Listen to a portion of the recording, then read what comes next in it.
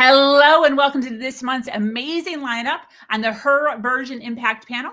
Her Version launched on January 5th of 2021 and had its first guest speaker in April of the same year. Since then, the Her Version platform has been expanding rapidly with over 350 YouTube videos, over 80 female guest speakers, and over 50 impact panel guests. Just last month, we were streaming on 6 audio platforms, and as of this month, we are now up to 10: Spotify, iTunes, Stitcher, Pandora, and so much more. I am thrilled to have a female panel filled this month as we talk about morning rituals, which is something we all need a reminder on, men and women alike. The conversation around this topic will be broad and will guarantee to educate you on so many areas of your life. Join us as we dive deep into our personal journeys and what we have created for ourselves in order to better our lives. For those of you that don't know me, I am your host, Sabrina Victoria. If you are new to this podcast, make sure you follow, like, subscribe, and share. Let's jump right in.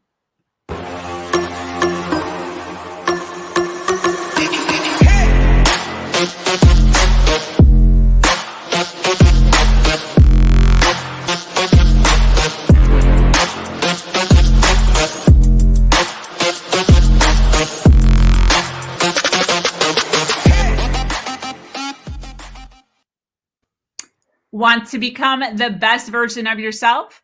Just create a morning routine. Want a peace throughout your day? Just create a morning routine. Want to increase your daily productivity? Just create a morning routine. That is what all the gurus today are saying. But is it really all that necessary? I have some amazing ladies here to share some of their personal journeys with and without a morning routine. We are going to figure this thing out once and for all. Is a morning routine necessary? And if it is, what exactly should it consist of? Welcome, ladies. How is everyone today? Good morning. Hello. We're doing great. Hello. Listen, to start us off, I would love for each of you to introduce yourselves. I would love to start with Erica. Good morning. My name is Erica Hull. I'm the co-founder of The Corner Office and the founder of Better Over Perfect, a method that we teach so that you can live a better life, not a perfect life, because that's not possible. I live in Ohio and I'm a mom of 6 children. Beautiful. Miss Maureen. Hi, everyone. Good morning from sunny Arizona. Sorry if you have snow and cold weather. I am CEO and founder of Maureen Scanlon Life Coaching, where I help individuals figure out who they are when they are alone and enjoy who they are. So good morning, and thank you for having me here. Beautiful. Nicole. Good morning, everyone from Costa Rica.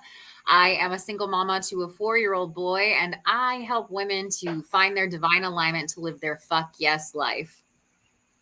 Yes. Tina. Hi, I'm Tina Kadish, founder of Life is Ideal, tuning in from Connecticut. And I help the women who are stuck in a 9-to-5, want to get out, want to figure out their purpose. And once they figure that out, I can help them launch a successful business strategy. So I'm a life business coach and author and speaker. And it's so great to be here today. Love it. Thanks for being here, Tina. Lauren. Hi, good morning, everybody. I'm Lauren Lefkowitz. I am an executive leadership coach. I work with people to escape the trap of being fine, which is never fine, and break the work, sleep, repeat cycle. I'm so happy to be here, and I'm coming to you from the Washington, D.C. area. Beautiful. Miss Jyoti. Hi, everyone. I'm Jyoti Dugar. I'm also from the Washington, D.C. area in Virginia, and I am a transformational coach. I help people thrive in chaos and actually harness the power of chaos to be their superpower, especially leaders in the IT community and executives, because we know being in IT and the commercial world can be very stressful and overwhelming. So I help people break out of that and actually thrive in the chaos. Yes, thank you so much. I'm so happy to have all of you here. Thank you for taking some time out of your Saturday morning, some of you really early Saturday morning. Listen, for those of you that are listening live, we already have a handful of you on here. Thank you so much for hopping on and supporting us. We appreciate you being here. We can all use a perspective in this arena of morning rituals. So I encourage you to share this podcast right now and hashtag share squad. I'll be choosing random winners to receive some awesome giveaways for those that comment, share, and like while we are live. Also, this is an interactive forum, so feel free to comment or ask questions to have your questions pop up on the screen, and our ladies will be more than happy to give their advice. I would love to hand the floor off, starting with Miss Erica. Good morning. Hey, ladies. How are we doing this morning? Doing Is good. anybody else like totally jammed to the video music that we Yes! were playing at the beginning? I'm like all like, right? Okay. Yep. So that leads in to what I would love for us to kick off with. We're talking about morning rituals or routines, habits, right? These patterns that we create. We're not going to get into a heated debate first. But so whether we need them or not, because we have all different versions of what we think. So what is the one thing that you absolutely have to do in your morning without fail? If that one thing does not happen, it feels like the rest of your day is falling apart. What's that one thing for you? I know what mine is, and it's really, really, really simple. It's just a freaking cup of coffee, but and music. That's what I was going to say. So I guess it's two, really, cup of coffee and music. But what is your one thing that really just, if you don't do it, your morning doesn't start right? Nicole, go. Okay, I'll go. Well, first, coffee. Have to have my coffee. Have it here right now. But I think just in bed, staying a little bit before I just jump out of bed. Okay, it's where I will start to think about, okay, what am I going to do? How am I going to start my day? Like really creating an intention of how I want to start my day. So it's kind of visualizing the day. What I know what I have to do, but it's more than that. It's not just writing the to-do tasks. So it's really being intentional, kind of laying out the day. After that cup of coffee. After the cup of coffee. Okay. Nicole, what's your one thing? I have to do my gratitudes. When I open my eyes, I have to start each and every day listing my gratitudes. And for most people, that seems simple. Of course, I do that. Well, being the single mama to a 4-year-old, I'm often jumped on right away. And so I have to put him down next to me and go, let's do our gratitudes, right? So I think it's also important to teach our kids to start that way as well. For people who are parents, and really taking the time to list all the things that we're grateful for, not just the big things, but the little things too, so that we are teaching our children, or maybe our partners didn't grow up that way, but so that we're all in the same boat of like, wow, we are really blessed to have this house, to have these comfy beds that we slept in tonight, to have electricity, to have friends and family, and really go through all of it so that we can start that day on that step of feeling grateful instead of feeling attacked. I love that one. And, you know, I was just preparing and teaching a class on abundance. That's my word that I picked for this year. So, of course, I'm going to do at least one workshop on it. And you cannot have abundance if you don't have gratitude. Like, gratitude is the base formula to gain abundance. It's nothing else but a mindset. So I really love that that's what you start off with. Anybody else? Jyoti. So it's funny that you mentioned dancing, because I'm a dancer. I've been dancing since I was 3, but I actually just recently realized it's just in my blood. I don't know why. It took me 43 years to realize that, but Nicole, I'm right there with you. I'm a single mom of 3 kids, and I found that just having fun and just throwing on some party music or dance music, and then just like letting go and release. It's just such a release. That I started doing it for myself. My kids kind of caught on to that because, you know, they have my blood. And, you know, anytime they're stressed out, they're like, you know, even when it comes to chores, like, well, mommy, these chores would be so much more fun if you just played the boombox. I'm like, okay, you know, that's a simple ask. And we got so much done in the house, and they were actually asking for more chores. I mean, I called it family responsibilities, you know, because it's not a chore, and I told me you're not getting paid for this either, because I don't get paid for raising you guys. I don't get paid for cleaning the house. So they are onto it, and they have such a fun time, and that really sets us up for the rest of the day, which usually ends up going okay. But if it doesn't, then that's their go-to method. They're like, well, can you just play some music and maybe we'll feel better? That's awesome. Yes, go ahead. I'm sorry, I can't see names because we're on. Maureen. Maureen. Thank you. It's funny you were talking about abundance. So last year, my goal of the year was acceleration, and this year I went into 22. I was telling Tina before we got on air that this year I'm just kind of going with the flow. But my new thing in the morning now is just courage. It's courage to just say, you know what, I do those intention settings, but I've been saying to myself in the mornings now, just whatever comes, you can handle it. Whatever new things come, don't be afraid, because that's growth. Whatever, things that you're uncomfortable with, that's a good thing. That means you're shifting, you're pivoting. And so for me, my new morning ritual, besides coffee or 5 coffees, is courage. It's really, for me, that's the game changer this year. And I'm just flowing with 2022. I'm not saying I have to do these things like I did last year. So courage is the word of the day. Love it. I love that. Lauren, what's your one thing in the morning? Well, coffee. I mean, I think that's like almost universal, like coffee, tea, water, whatever the like morning drink is, right? But for me, what I learned was that quiet is something that I need in the morning. And so I don't have kids. I have a dog who is a morning dog. Like the sun comes up and she's like, hey, what are we doing today? And then she's napping a half hour later. But taking a quiet walk with her, and feeding her and sort of getting her in order. I used to turn on the TV in the morning or the radio and listen to the news, and the news just escalates you. And what I learned is, like, I don't need anything in the morning to listen to. I just need quiet. And it really just kicks my day off really nicely. Yeah. That's awesome. Okay, we're going to turn it back over to Sabrina for the next panel question. Sabrina, you are muted. You're muted, Sabrina. You're muted, Sabrina. We're looking at Miss Maureen to take over. Perfect. Hi, guys. So I love, Lauren, that you have your dog, because I wrote 2 books about dogs and how they're more enlightened than they are our relationship coaches. So yes, even if you don't have children at home, those dogs, man, they get you up and going. Especially, I have a border collie, which is super, super energetic, and it's like ball, ball, ball, ball, ball, ball, ball when I'm like barely awake. So side note on that, sorry. So my question to you ladies is, what is the difference, and what do you tell your clients? What's the difference between a routine and a ritual in the morning, and what is the difference, and how does it feel if you don't do one or the other? Erica. So I think that this is a great way to get going, because there is a difference between routines and rituals.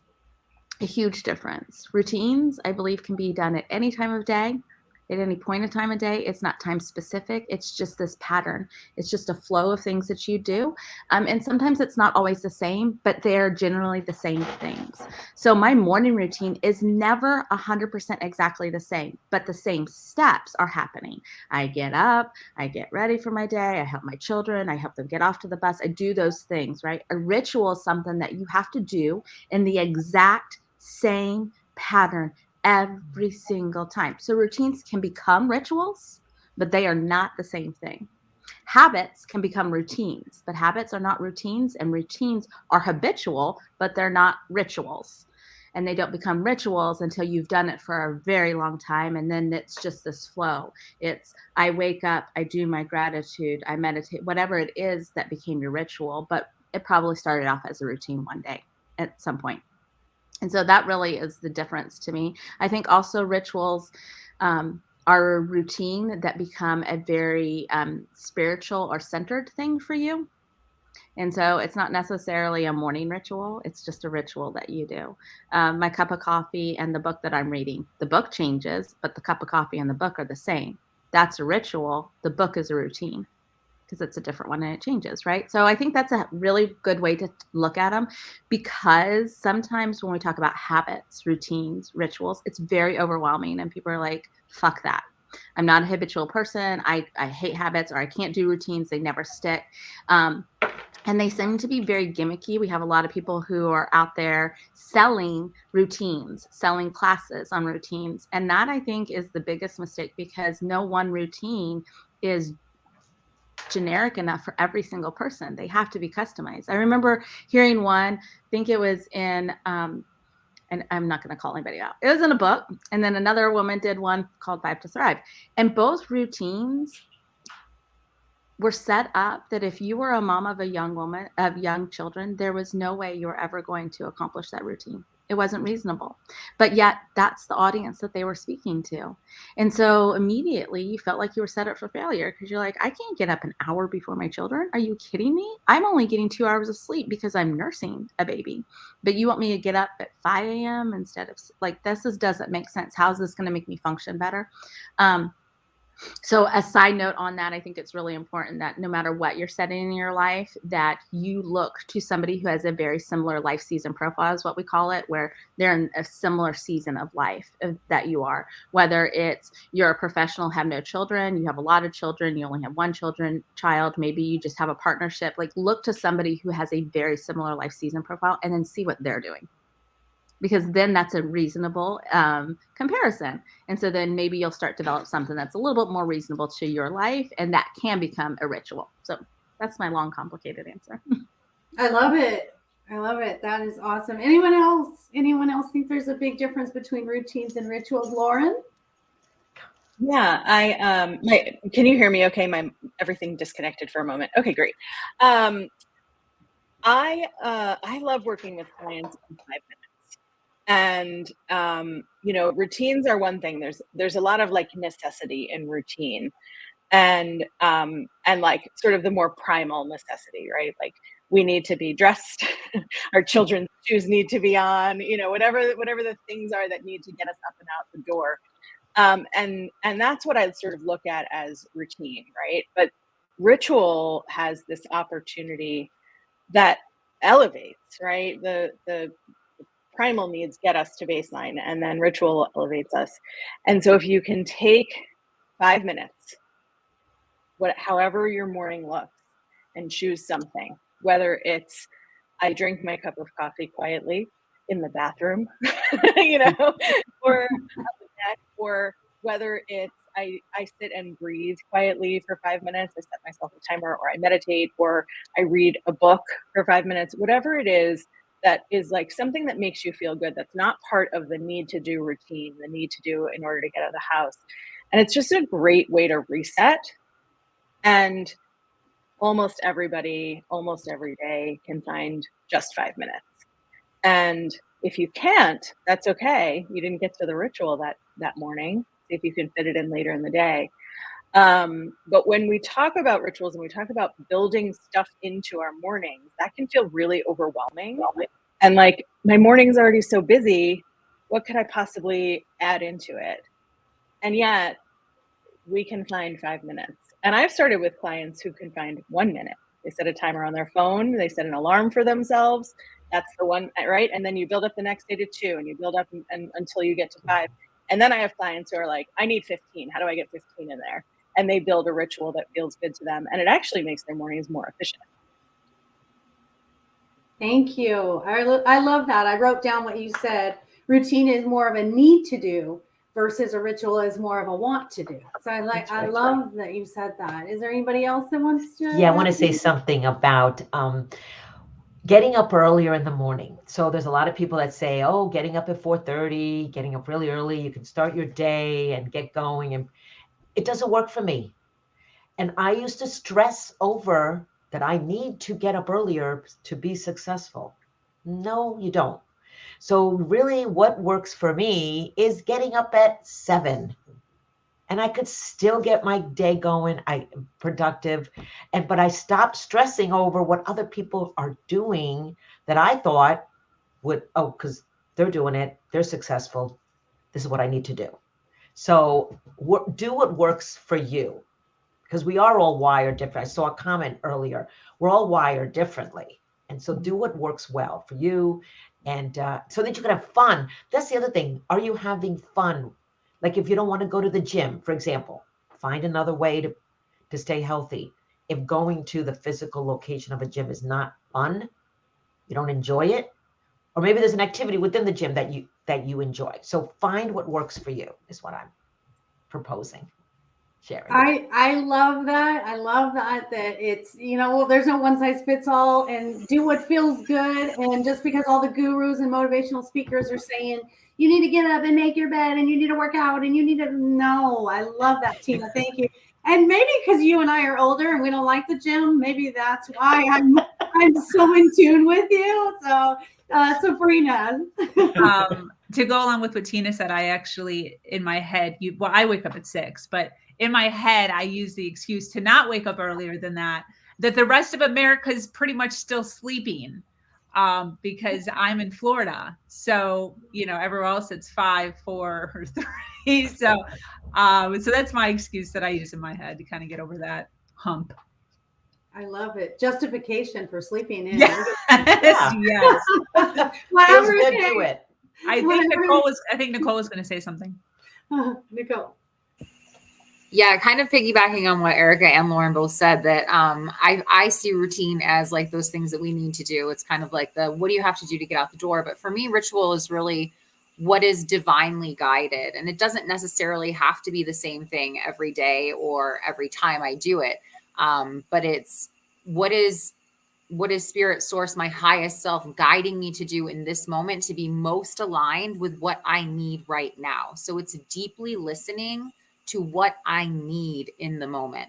And so for me, that ritual time is super important because my morning ritual doesn't look the same every day. It's not going to, because I'm not the same exact person every day. I'm not dealing with the same things. I'm not going through the same things. So it's important for me to just drop in with myself, even if it is for that 1 minute in the bathroom, which I'm often not alone because my 4-year-old loves to interrupt me, but wherever I can get that time to just listen to what is it that I need right now, and how can I give myself that chance to fill my cup in that way so that I can move on with my day feeling like I'm going to be pouring from a full cup. Oh, I love that, because your energy is different every single minute and every single day. And so you kind of have this newness to your ritual every day, depending on where you're at. So I love that. Even though ritual and routine to us sounds like the same exact thing every minute, every day, it's really not. It's just the act of doing something that best suits you every day, right? Anybody else?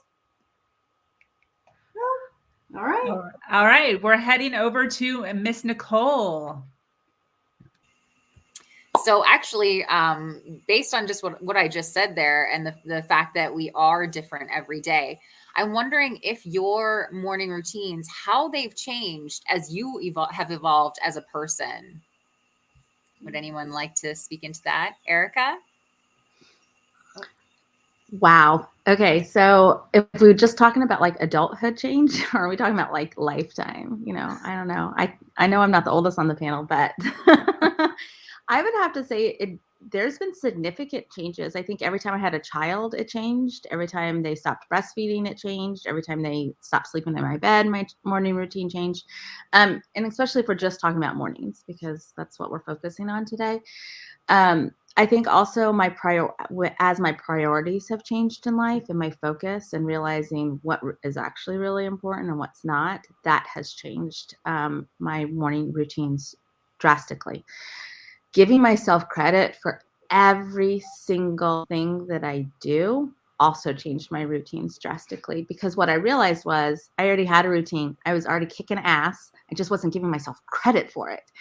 And so then I felt like, oh, no, I don't have a routine. Yes, you do. You do all of these things every morning before you leave the house or before your kids go to school. That's a routine, even if it doesn't go in the same exact order, because it's not a schedule. And so that was the biggest shift and change for me, was to actually realize I already was really successful at routines. I just was never giving myself credit for it. So then once I started listing every single thing from wake up, get ready for the day, brush your teeth, wash your face, check, smoothie, check, wake up kids, check, like all of these things. I was like, damn, I'm rocking it. Right. So I think a lot of times that's where the shift is we shift to actually acknowledge what we're really doing and we're going, oh, okay, well then we go into what Lauren says and we're asking, well, how do I find 5 more minutes? Well, first recognize all that you're already doing. And then you go, okay, I'm already doing this really well, so I can get this done in 15 minutes. Of course I have 5 minutes. The only reason I thought I didn't have 5 minutes is because I wasn't acknowledging what else I was already doing.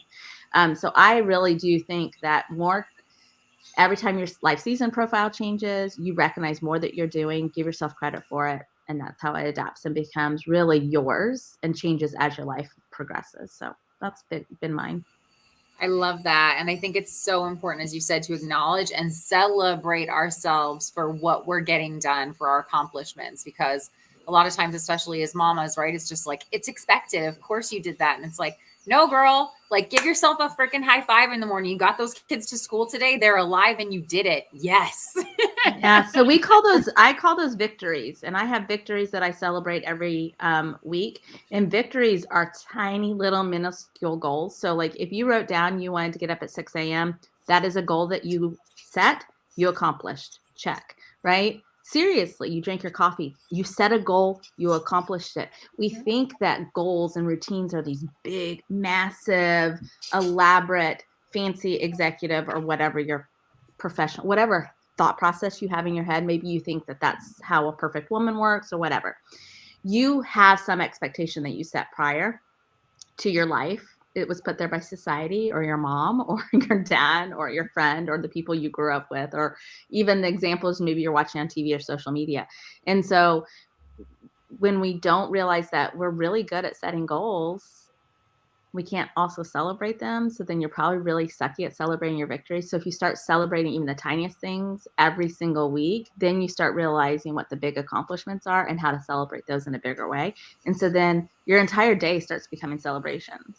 You start feeling like, wow, today was a great day. And the reason why I can say this is I've been tracking the mood that goes along with those things every single day for like, I don't know, what week are we in?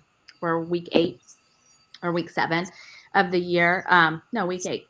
And so for 8 weeks, I've been tracking it. Like, okay, when I do this, then my mood is up. If I don't, then my mood does shift down. And so it's a really interesting dynamic, I think.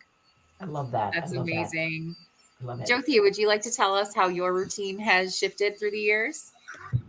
Yes. So I think adding on to what Erica was saying about what you're already doing, I found that when I started really getting into, natural just ways of being in life, basically, I found that I was just getting overwhelmed because I was trying to do everything. Okay, I'm a single mom. I have 3 kids. I have 3 jobs. I'm doing all this other stuff. Like, how am I supposed to get in like a 45-minute meditation and get my spiritual practices in there, and do all these other things, because I thought of it as a routine, ritual, whatever I wanted to call it, but it just became just one more thing to do. And even the gratefulness, like I read in lots of books, like you have to be grateful in the morning, you have to do this in the morning, you have to get up early in the morning. And I'm like, okay, this is just not happening. So the way I kind of thought about it was, well, what am I already doing that I'm not going to stop doing? Like, am I going to stop brushing my teeth one day? Probably not. That would be really bad. Or am I going to stop taking a shower every day? Probably not. So why don't I try to incorporate some of these things into what I'm already doing? So do I have to sit there waking up in the morning and writing down my gratefulness journal? Because lots of things I read, like, well, you have to have a gratefulness journal, you have to write it down because that's how you put your energy out there. I'm like, well, do I have to write it down? Or maybe while I'm brushing my teeth, I can just think of 10 things I'm grateful for in the morning. While I'm taking a shower, maybe I can just relax for a couple minutes and then do a water meditation. And I found that I got so many downloads and ideas in the shower. I thought I was creating something new, but I thought, hey, I need a way to write down something, all the things that come to me in the shower. And then I realized somebody already created that. It's called Aquapad. Yes, I have it. I have it. I use it all the time. It's so funny. I have the same one. It's in my shower right now. I would show you. Isn't it amazing? Yes, So- it works. You can get it wet. I put it under the water on purpose. Sabrina, My fiance draws little pictures for me. I love it. Right? Where's your assistant, Sabrina? We need that on screen. We need to see what it is. Where's he at? I know he's by there somewhere. He's not here. He's not here. Oh, he's not. He's on a bike ride. He left at 6 this morning. But yeah, he's I love it. Sorry, didn't mean to interrupt. Yeah, no, it's great. It's a waterproof pencil, and it's amazing. And they even have waterproof like voice recorders now, so you can actually have it in the shower, and you can kind of like record like, oh, this came to me, and then like and then you just kind of put it out there. So afterwards, you don't forget about it. So to answer your question, Nicole, it's like I figured that as I started getting more things on my plate, on my routine, or just things to do, I just started trying to include things in my daily practices, what I'm doing already, instead of trying to add on to that. Because I figured, what are the things that I'm never going to stop doing? Let me just try to be more mindful in what I'm already doing and incorporate all of these things into that. Absolutely. Sabrina. I want to add on to what Jyoti was saying. She actually said exactly what I was going to raise my hand and say, as far as feeling the pressure of doing all of the things. When I first got into, well, not first, but like as I've been evolving into being a life coach, there was this like heaviness on me to do all the things, make sure I'm drinking a smoothie, make sure I'm working out, make sure I'm doing my meditation, make sure I'm doing my, yes. That way, when I tell other people to do it, I can actually say, hey, I'm doing it, you should do it. And there was this constant guilt of realizing I'm telling people to do things that I myself don't have time to do, or just aren't prioritizing to do. And I had to really have like a real, authentic, heart-to-heart conversation with myself about the guilt.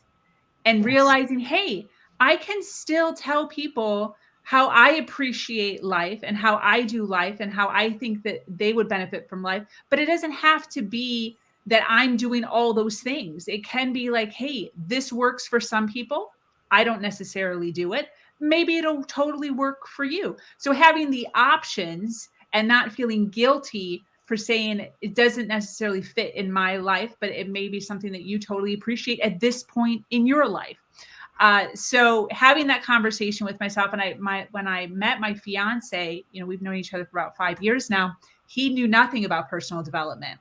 So he was kind of hit with like a ton of bricks when he met me, because I'm just like vomiting all the things all over that he's just messing up in his life all the time.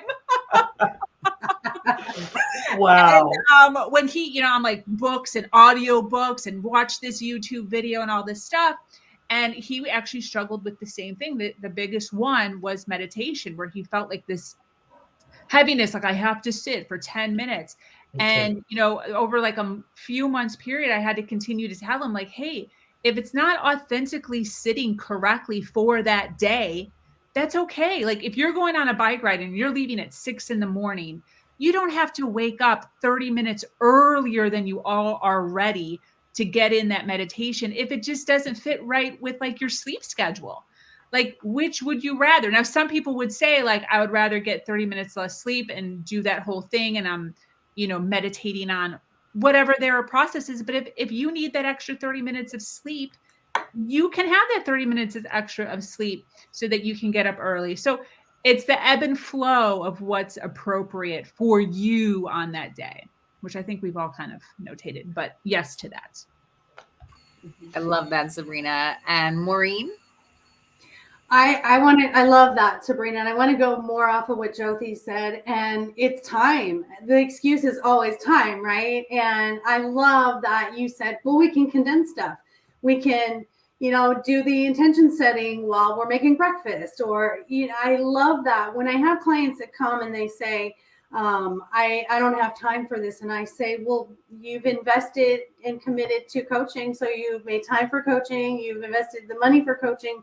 So what you're saying is you didn't make time for that. And you always have time for the things that matter. You'll make the time for the things that matter. You'll find, for instance, Nicole, you're not going to say, I don't have time to take care of my child today. You have to take care of your child because it's your priority. So you make time to take care of your child. So I love the condensing idea.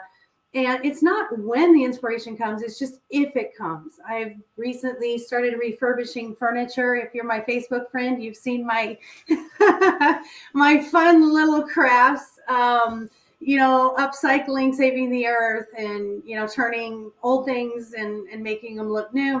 And I wrote a blog about how that really is like our mental journey, our mental health journey is, taking that old and just taking each little step to make it new again. And the integration of that is like Jyoti said, and I just love that. I have found, being that I am older, I am nifty 50, and I have found, as Erica said, through my life season changes, it was of course easy. It's of course easier now. I have a 14-year-old grandson who goes to school all day, and it's just me here. And I don't leave the home to work outside of the home. I work from home.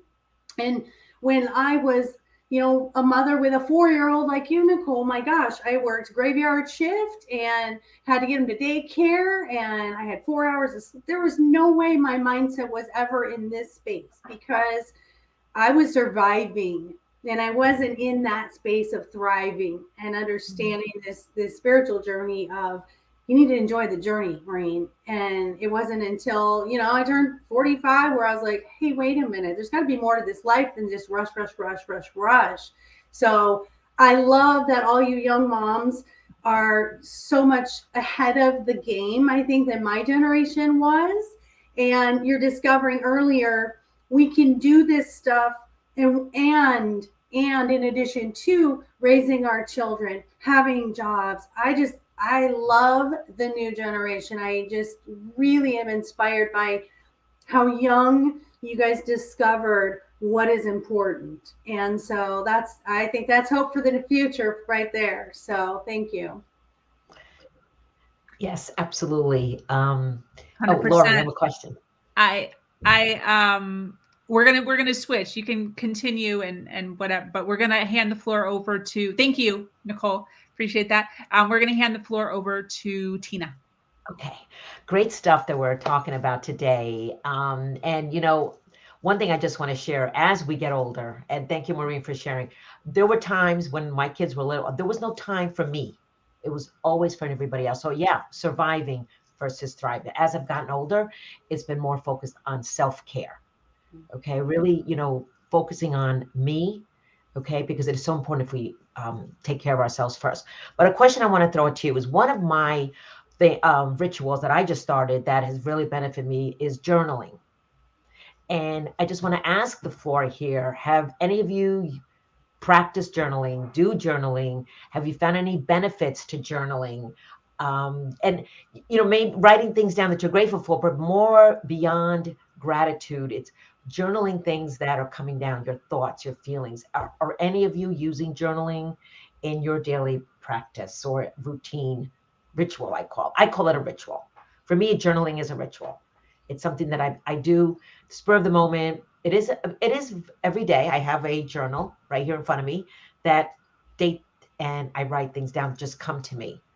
And I have found that to be helpful, getting my thoughts from my head on paper.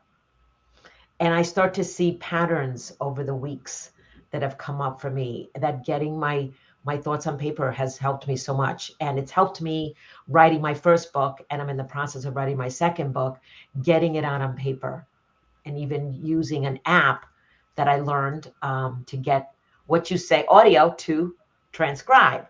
What a concept. Somebody told me that. Otter. It's a great tool. Yes. It's really helped me tremendously to write my second book. It was amazing. I was like, wow, because I'm in the car and things come to me. So anyway, so journaling, really, I wanted to ask the floor and the audience, have any of you used journaling? Yes, Nicole. So this actually ties me back into my own question, because for me, journaling was huge back before I was a mom. I did like to journal every day. I would wake up and do my morning pages and just free write for 10, 20, 30 minutes about whatever it was that was going on in my life, what I was bringing in, and really allow it to be divinely led. Since having a baby, I found it really hard to to make the time to do that. So sometimes I will journal at night before I go to bed, after he's asleep, and I have time to really just like empty my brain. But I will say that has changed for me over the years, because I just don't feel like I have that focused attention to like sit and write and not have someone interrupting me the entire time. That is so true. That is so true. You know, one thing that's worked, it's a brain dump, like getting everything down on paper, like anything that's hanging out. Like, I've been part of a community in my second book, and the first exercise we do is a brain dump. Everything you got to do, everything you got to just get it down on paper, and then we will start the writing process. So it's doing that brain dump. Yes, Erica. So I think that journaling too, I love that you brought up journaling, Tina, because I think that the habitualness of us pen to paper, or however you're recording it, a lot of people still are moving more digital. It's fine. It's just a form of recording down. That's been something that's been literally passed down for centuries. That's how we've gotten almost everything. It was journals. It was people's writings, right? But I think just like morning routines, we think that it needs to look a certain way. We think that we need to do and have the time to sit 30 minutes, like Nicole said, and then we get into motherhood and we're like, what the fuck, that can't happen. Or I don't even have a conscious thought. Like, I can't even string 4 sentences together, right? Like, there's a period of time that actually exists for women where, like, I don't even know what the color purple looks like, right? You're so jumbled up. So I took a different perspective, and I'm a habitual planner. I think that plans are us transcribing our life, and what is journaling? Transcription of your life. And so even if you have a planner and you're writing your to-do list, you're putting little notes down, you're still journaling your life. You're putting down the things that you're doing. It doesn't have to be these deep emotional, dig deep thoughts. It doesn't have to be, dear Ellen, today I kissed a boy. It doesn't have to be, my therapist told me that I'm the craziest person she ever met, and everything is like, it doesn't have to be all of that all the time. It could be simply, and I'm going to use an example. This is journaling too. Some things I have told myself that I have failed at, I was making money at this past year. Not even a complete sentence. I didn't know what I was saying. It's still journaling. I can forgive myself by choosing to follow through on tasks, stop saying yes, and be clear on wants and needs and getting the work done. I need very focused time and follow through. That's still journaling, right? We're recording anything down. Beautiful. I got good sleep. I'm making progress. I cleaned the house. What's not working for me? My kids' emotions. What was negative? Stress, pain, and arguments. That's still journaling. And it's just 3 words. So I really think that when we remove the stigma or the expectation of what we think all of these things should be, what we'll realize is we are doing them in our lives, and they're designed the way that we need them in our lives. And maybe we just need to tweak them a little bit. Maybe we need to do what Jyoti said and do habit stacking. If trauma can stack and it be negative, well, habits and good things can stack and be positive. And so you stack it with something that you're doing well. Okay, well, I wasn't really understanding my moods, but I really planned really well. So I got something that would help me do it well because I do this over here well. And so I stacked it with something. And so those type of things, if you want to incorporate it into your life, realize where you're already doing it first. And most of us are already recording a lot of things down. Absolutely, absolutely. Jonathan, yes. Yeah. Lauren. Piggybacking what Erica was saying, sometimes I found that I gave myself a lot of pressure that journaling has to be something positive. Like, you always have to write something positive. And what I kind of actually found that was helpful for me is actually journaling when I feel negative emotions. Yeah. If I really want to punch someone in the face, write it down. Maybe I should not do that and actually just write that down. Like, there's a difficult person I'm working with right now, and this is what I actually feel like doing. And sometimes just putting that out there, even when it has to do with kids, I'm probably going to sound like a terrible mom, but sometimes you feel like strangling your kids. Like, stop. Okay, I'm not going to do that. Give me a second. And I sometimes I just do it on my phone. I have the notes section, or my notes app, and I'm like, I really feel like strangling my kids right now. and then I feel like this rush of energy just goes to the phone. And what's funny is like that energy does transfer to the object, because sometimes my phone just like shuts down with that negative energy for like no reason. I'm like, I had full battery. I don't know why it shut down. I'm like, oh, I just dumped like a whole big negative energy to the phone, and then it starts up again. But then that negative energy is now taken away from me or out of me. So then I can actually then manage the kids or any other situation in a whole lot of a better way. So I kind of found that not giving yourself too much pressure to journal only for positive emotions, like allowing yourself to just put all the negative things out there on paper too, and then you can rip it up and throw it away if that makes you feel better. Yes, which is another practice in itself. It's ripping something up after you roll it out or burn it. Yes. I love these impact panels. I just love them so much. It just like brings me so much joy to be on here with you ladies and just hear like so many good ideas, one, but then also like how similar, like we put so much stuff on us as far as like not doing it. And then we sit down with each other and we're like, hey, listen, same, like really same. And it just brings me so much joy. Anyways, I talking about journaling. So for those of you that have heard before or seen me on Mondays, usually, for like 20 something weeks now, I read from my old journals, like when I was 12 in chronological order. So I'm in like 1998 right now, and I'm like, I don't know, 15 years old or something crazy. So I'm totally boy crazy. I'm like macking on all the boys, just anything boy related, I am all into.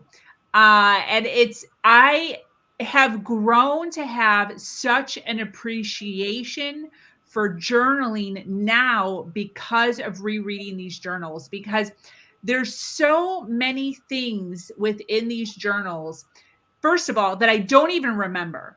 Like I'm writing in these journals, frantic, I'm mad sometimes. I'm 15, I'm 50, like, and I'm like writing all angry, like I'm so mad. Rah! And these I don't even remember. Like I'm so angry on that day. I'm crying. There's like points where there's like teardrops on the paper and I like circle the teardrop and I'm like, look at how sad I am. Look at this tear. And I have like an arrow to a part on the paper where I like dropped a tear. Like I'm so sad. And again, don't even remember the entire entry that I'm rereading. And it's brought me so much realization that we sometimes feel as if our lives are so like important right now. They're so important right now. Everything is falling apart right now. And it really brings into alignment of everything winds up being okay. Like everything is okay all the time. And so writing down these things, like Jyoti was saying, where, sometimes writing down those negative things and tossing it or not tossing it or keeping it for later, but being able to rehash and go back and see them. Like I do my notes too. And I'll go back and I'll reread notes sometimes of like letters I was going to send to people that I was like, let me just get it down on paper and then maybe I'll send it or maybe I won't. And then rereading and being like, wow, thank goodness I didn't send that, or thank goodness I did send that, or whatever it was, or that was really well written. Good job. But it really brings you back to, hey, we don't have to be so serious about all the things all the time. Just keep going over those hurdles. Just keep getting those challenges met. And it's all just part of our story. It's just a long ass story.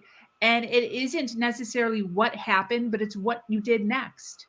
What you did next. What did you do next? Did you let that one thing that made you cry break you, or did you keep going?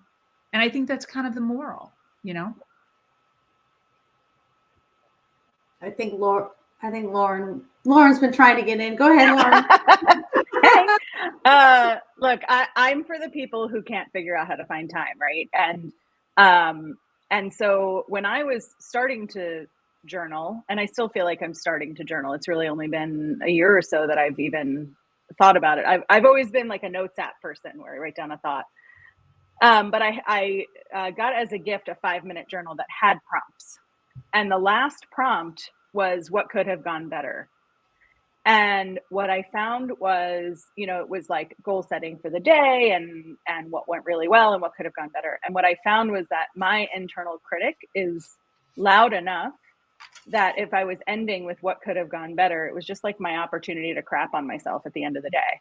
Wow. And like critique how I could have been a better human that day. And so I switched the order and I started ending with acknowledgement, self-acknowledgement, which is something that you referred to it earlier as celebration or gratitude. But self-gratitude, self-acknowledgement, what did I kick ass at today? Right. And what am I willing to say? Like, great job, Lauren, you nailed that. And it shifted how I went to bed at night, because I wasn't ending with this like stream of all the things I did wrong. I was still putting it in there because there was still stuff I wanted to go better. Right. But I was ending the day telling myself I'm all right. And it sets a different tone for getting into bed. Instead of just rehashing all the stuff I did wrong, there's now a plant of, you made all those calls, you connected with this person you haven't talked to in a long time, you finished that project, whatever it was. And I'm still not a great journaler. I forget about it, or I don't get to it, or I open it up and I'm like, I don't have anything to say today. I close it back down. But I do find that when I do it and when I get into it, and when I am willing to tell myself I did well, I go to sleep better and I wake up better. I know we need to go to the next speaker. I just want to say something really, really quick. I'm going to be the voice for the people who don't journal. I'm not a journaler. And don't feel bad if you're not a journaler. I write articles for a living. I write books for a living. I write recaps for my life coaching I write. To journal for me would feel very burdensome. But I'm a sticky note girl. So that's a form of journaling, right? Just Post-it notes all over the place. I mean, they're everywhere. So I just wanted to be the voice for those who don't like to journal. And I know we're all women here, but I can say that most of my male clients are not journalers. And, they're like me, they're jotters. I'm a jotter. I'm making up words here. I really am. But I'm a jotter down. I like my sticky notes. And so I just wanted to say that I love and I envy that you guys can all do that.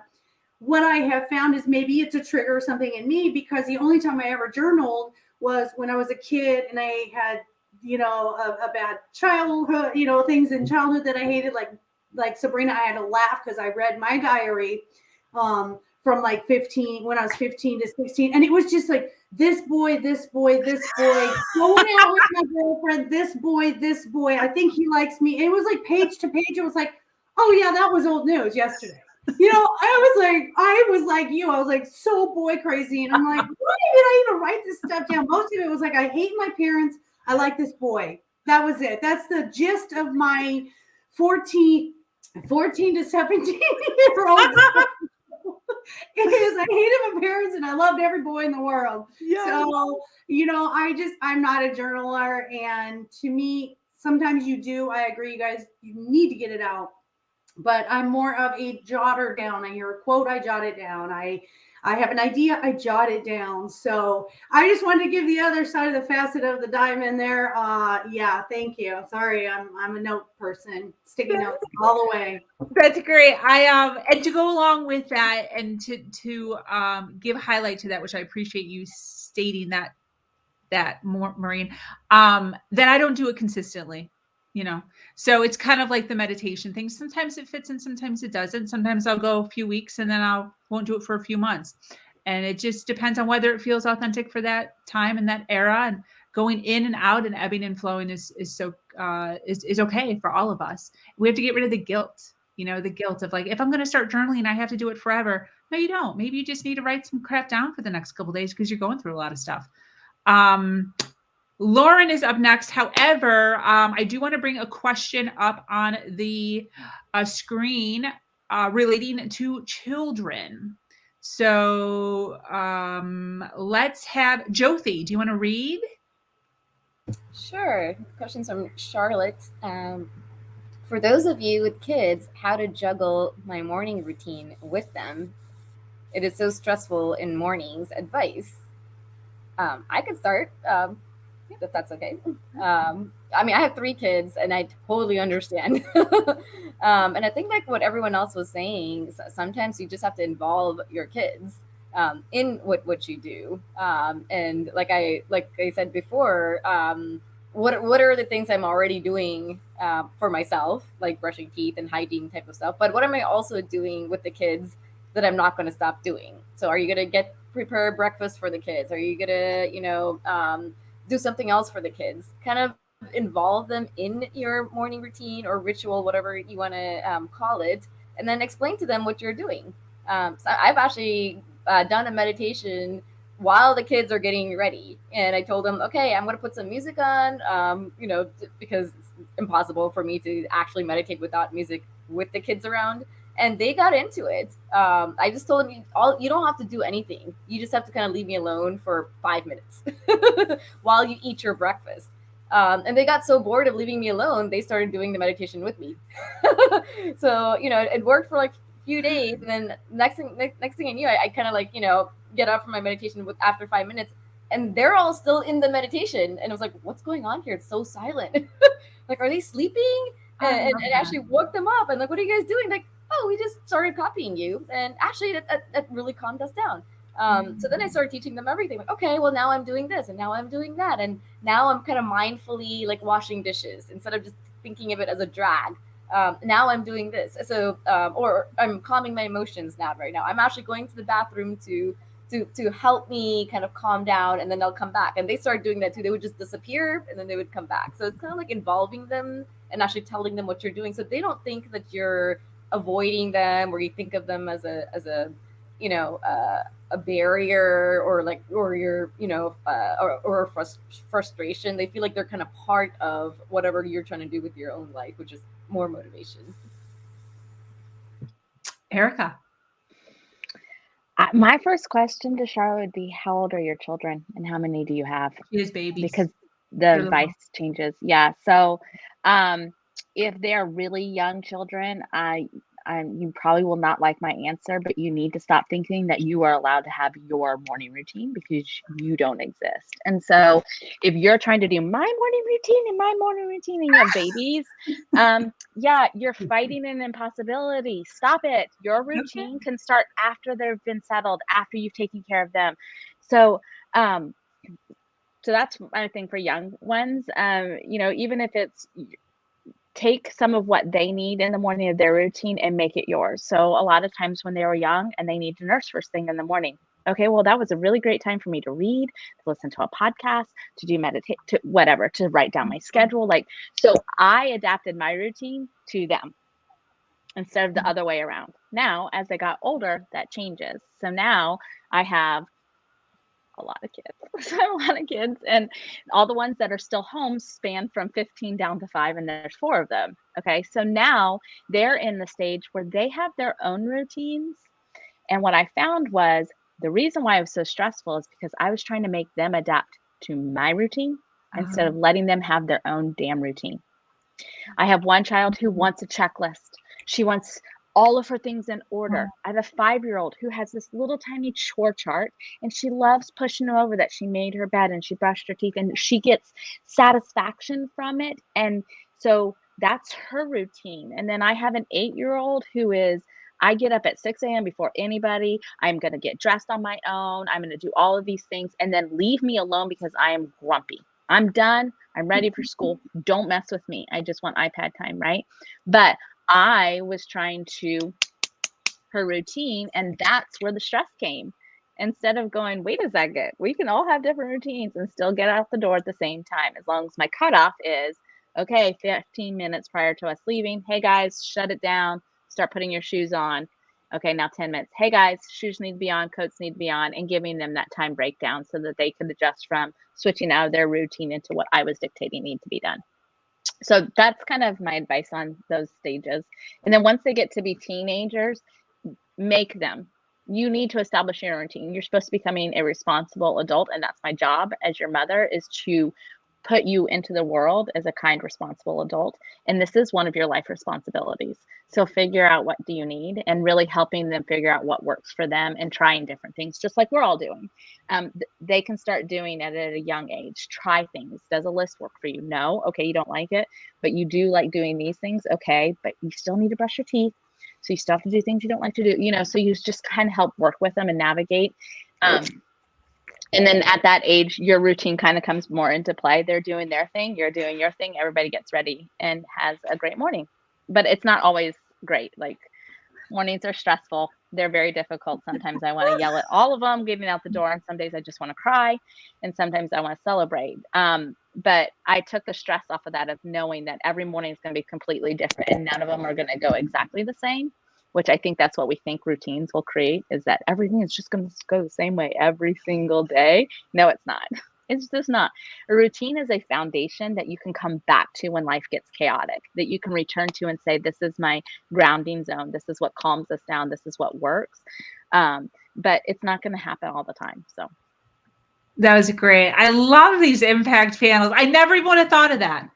I love it. If she would have come to me with that, I would have given her something totally different. And listening to that, Erica, calmed me. And I have one child who's 17, and I don't need, he has his own thing now.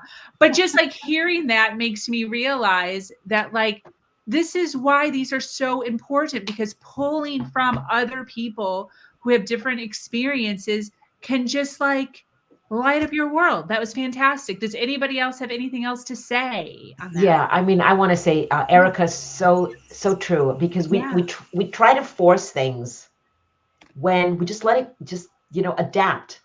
What will work at the time. So yeah, get the morning routine. Because I remember when my kids were going off to school in the morning, I had to get morning routine was getting them breakfast, getting them dressed, getting them ready to go to school. And then I had to go to work as well. So we have to pivot. I mean, we have to adapt. And how are we going to make those adjustments and not feel that guilt or that we got to do it right now? No, it's just not put so much pressure on ourselves. I think we do that. Yeah. Yeah, 100%. That was fantastic. I hope that you got something out of that, Charlotte. We are passing the mic over to Lauren. Thank you. Well, this last question, actually, last two questions talked a lot about like getting it together, right? And we're all talking about getting it together in different ways. And we're on this panel because in some way, shape, or form, each of us has gotten it together for ourselves. For many of you, it's been with kids. For me, my sort of uniqueness is that I've lived with a chronic illness for most of my adult life. And sometimes I've lived well, and sometimes I haven't lived well with it. And routine has been a big part of living well with it. But it's also, very disruptive. And I don't want to compare chronic illness to children, because children bring more joy than chronic illness does. But whether it's whatever that pulls you away, right? Whether it's an illness, whether it's children, whether it's your parents who need your support, whether it's work that's pulling you in right away, our morning routines get disrupted. And I think for a lot of us, ourselves and the clients that we work with, there is this unforgiving nature for ourselves when we break routine. And so my question to the panel is, where does grace come in for you, for yourselves, for your clients? And how do you reset so that your brain doesn't say like, well, morning routines just don't work for me, I can't do it anymore? That's good. Erica. Well, I'll answer it as somebody who also has many chronic illnesses and a genetic disability. So I am a disabled mom as well. And so I get where you're coming from. And it is like a whole nother child, and probably two. So give yourself credit. It is like dealing with kids. It just is a different child. The different baby that grows a different way. But those things do throw in a lot of unknowns. They also sometimes have to dictate you to change your life and what you're doing, whether it's a completely change your diet lifestyle, or now you have to start taking medication. I had to start incorporating whole entire days for mine to go get IV injections, to go pick up medications, to go see doctors. And it really shifted my entire life. And so I did. I had to give myself grace, and I have to say, you know what? In these categories, I'm not showing up. And it's okay if I don't show up. Nobody really needs me there. Where am I actually needed? And so then I just focused on those. I needed myself first and foremost, and then the people I take care of needed me. And then that was it.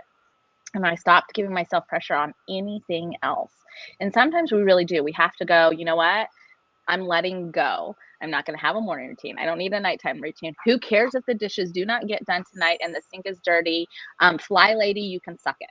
Like, you just have to get to that point where you tell everything else to go off into the wayside so that you can go, okay, now it's time for me to reset. What is my necessity? What is my care? And what is my indulgence? That's the better self formula, and it's something that we teach to everybody. You can use it for yourself. You can use it for other categories in life. You can use it for business. Necessity, care, indulgence. If you don't have those three categories and you don't have them clearly defined for your life, you will consistently betray yourself. And that's what chronic illness is doing. It betrays our body, right? And so to combat that, you have to set, what are my necessities? What is my care? And what is my indulgence? And all those categories look different. What is necessity for me or care for me is an indulgence maybe for somebody else. I get my lashes done. That is an indulgence for most women. It's very expensive. It is a care for me because I don't have any lashes left because my body has depleted myself of that. And I don't feel like a woman. And I also feel like I have to spend a lot of time putting makeup on when I don't do it. I do lashes, I wake up, I go. I'm like, this is awesome. I don't even have to wear makeup, right? So I changed my perspective on some of the things. Nails were another thing. I'm just going to use these as an example, because people tend to think, oh, that's, self-care, self-indulgence, I'm getting my nails. No, it became a necessity for me because I was on camera. I was doing a job. I was presenting with my hands, right? So it's not an indulgence. It's not even a care. It's a necessity for my life and for my job, right? And so by classifying those things, you start giving yourself really great boundaries, and it helps you reset and restart new routines that are based on you, not somebody else. I love that categorizing of, what is essential for you, or what is a luxury or an indulgence, and knowing that it's different for everyone. I always ask, what's the least you can do to make today successful, right? Because sometimes you simply cannot fill in the blank, right? And so I'd love to hear other input on what do you do to offer yourself grace and reset. Jyoti? So I was making the mistake of waiting for vacations or travel or something that, you only do once in a while for some of us. If you have careers and you have other things to do, or kids to take care of. And that's not a way to reset like once a year or twice a year or whatever number of times. So I started creating, I'm a firm believer in kind of incorporating things into what you're already doing or how your day is already going. So I started kind of taking 5 minutes out of every hour to reset. As much as I could. Of course, nothing is perfect, but out of waking hours, I kind of, if I'm even if I started incorporating this into my meetings, especially the meetings that I run for my businesses and for my career. I would tell the team, okay, we will end every meeting at 5 minutes before the hour, and I'm going to give you that 5 minutes back, but I want you to use it wisely for yourself. So basically, get off the computer, do something, change your physiology, look out the window, go take a 5 minute walk, do some push-ups or jumping jacks for 5 minutes, go drink water. It has to be for you. And whenever the next meeting comes, I want to see how you use that 5 minutes. And of course, in the beginning, they my coworkers or my people that work for me kind of started making things up. Oh yeah, we used it. Why, but then after they really got into it. And I started using that for myself too. So I kind of use that 5 minutes every hour to reset. in whatever ways that I can think of, whether it's journaling, whether it's meditating for 5 minutes, whether it's just, physiologically kind of changing yourself, because when you change your physical energy, it also changes your emotional energy. So I found that kind of incorporating small bits and pieces throughout the day and resetting yourself continuously throughout the day puts you in that high vibrational energy as much as you can. You know, Thank you. I love what you are both saying. It's being in the moment, and whatever that is, and just being mindful of where you are and just being present instead of thinking of yesterday and tomorrow. Where are we right now? We're right here doing this, a phenomenal impact panel, not thinking of anything else, just being right here in the moment. And I think throughout the day, just cherish the moments that you have and be grateful for where you are, no matter what. As we go through challenges, we all go through challenges. And so it really is important to be in the moment, Yeah, is my absolutely. advice Yeah. or And opinion. Maureen. I was thinking as you guys were all speaking, and the one thing that came to mind was, when do we feel guilt, shame, and disappointment? And it all comes from expectations. And so I Yes. think when we wake up expecting that we have to do these things, we can let ourselves down when our bodies can't meet that expectation, right? Or our emotional state can't meet that expectation. Our mental health can't meet that expectation. So I agree. We all understand mindfulness, being in the moment, but I think it's also, Lauren, just accepting that whatever today brings, today brings. So like setting that intention and saying, you know what, however I feel today, physically, mentally, or emotionally, that's where I'm going. I love the reset, Jyoti. Since I never leave my house, and I love not leaving my house, my husband doesn't understand it. I have put up a ping pong table, a dartboard, and this little ring game that's attached to a string. And that's what I do between clients, because it can get heavy, right? It can get like really weigh me down. And I'm like, you got to let this stuff go. Or I'll go out and start sanding a piece of furniture. So I love that you said that. Take that time for yourself. Just get away for a moment and do something. And it doesn't have to be, like I love what Erica said, for her is that's her necessity, but it doesn't have to be going to get your nails done or going to get your hair done or going, for a massage, although that would be nice every day, but just taking that moment away. And I've learned, like I started this off saying that I have no expectations for 2022 and I'm just letting it flow. It has been so cool to feel that ease and that peace of, hey, I don't know what tomorrow brings, and I'm okay with not knowing that. And that is really, for me, been a life changer, where I have no expectations on myself or my business or my family or anything. It's just whatever today brings, today brings. And may I be open and okay to accept whatever it brings. If I need to rest, I'm going to rest. Exactly. If I'm going to hustle today, I'm going to hustle today. If I have opportunity, I'll grab it. It's go with more your feeling than your mind, and say, if this feels good today, I'm going with it. And I can have mercy and grace on myself. Today, I just need a nap. So that's going with the flow, ebb and flow, as Sabrina said. I love what you Yeah. said, Maureen. Accepting, go with the flow. Love it. Thank you. Yeah, I don't know if any of you have read the book Atomic Habits by I'm reading James it Clear. now.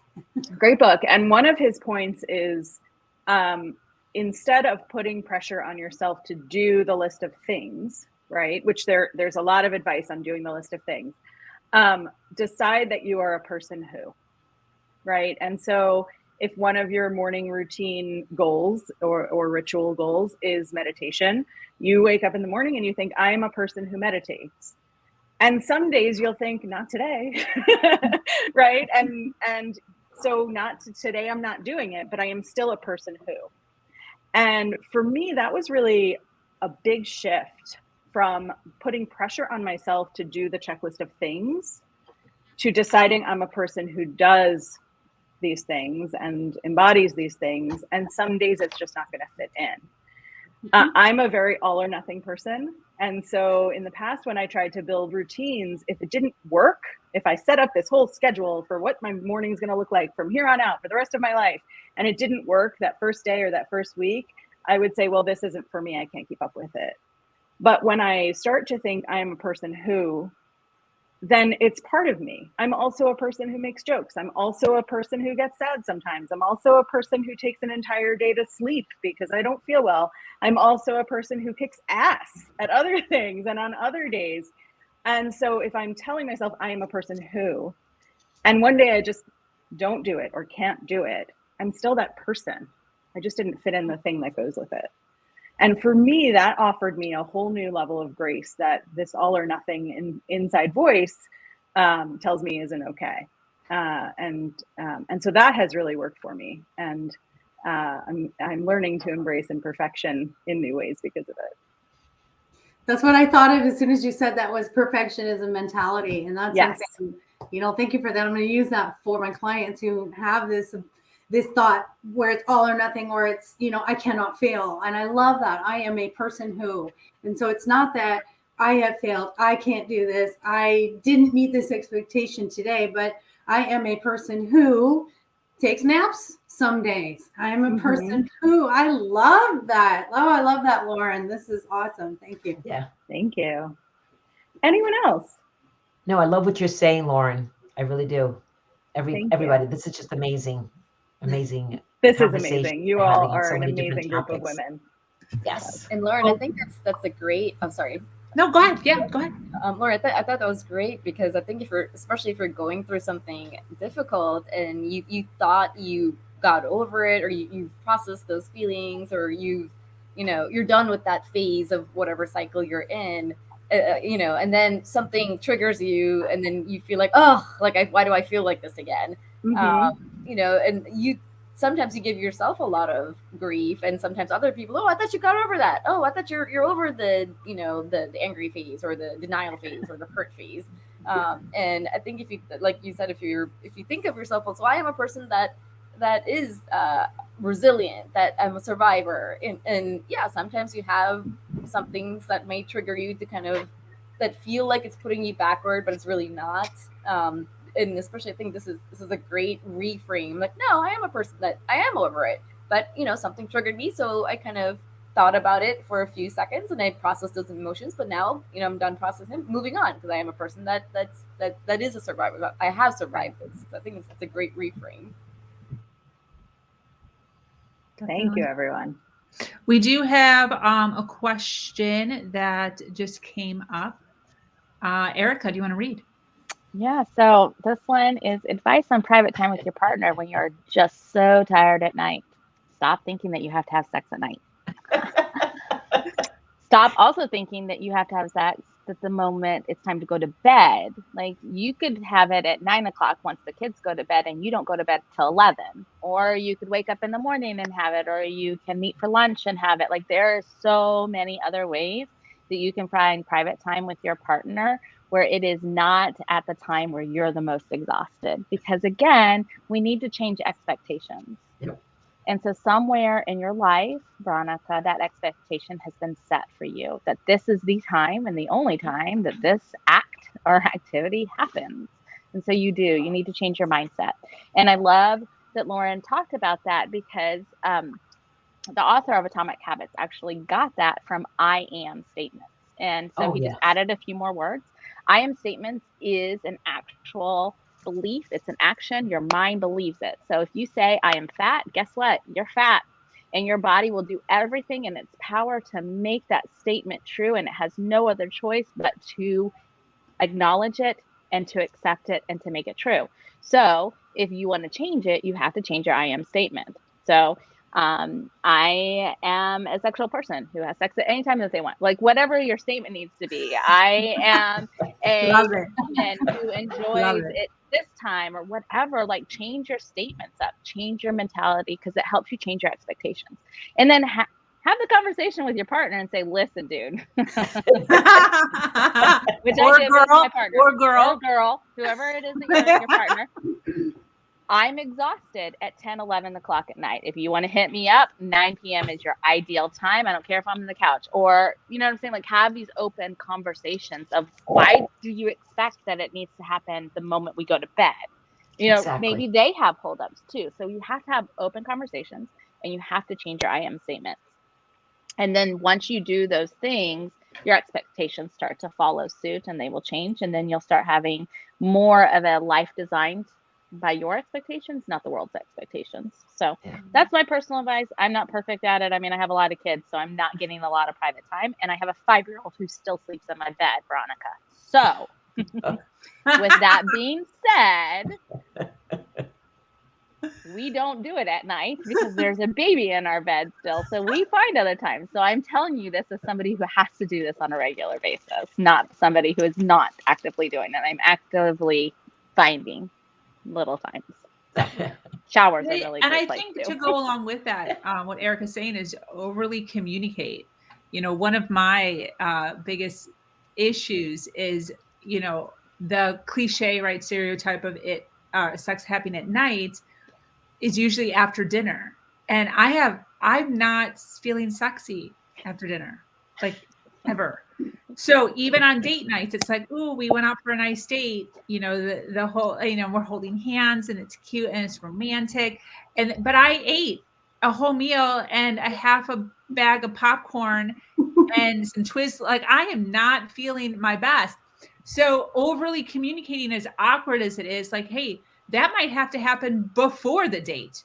That way we can go out and have a good time, no expectations. I can just pass out once we get home, and there's none of that extra stuff. So then, you know, my partner's feeling satisfied. I can just, like, whatever, eat a steak and the potatoes and desserts.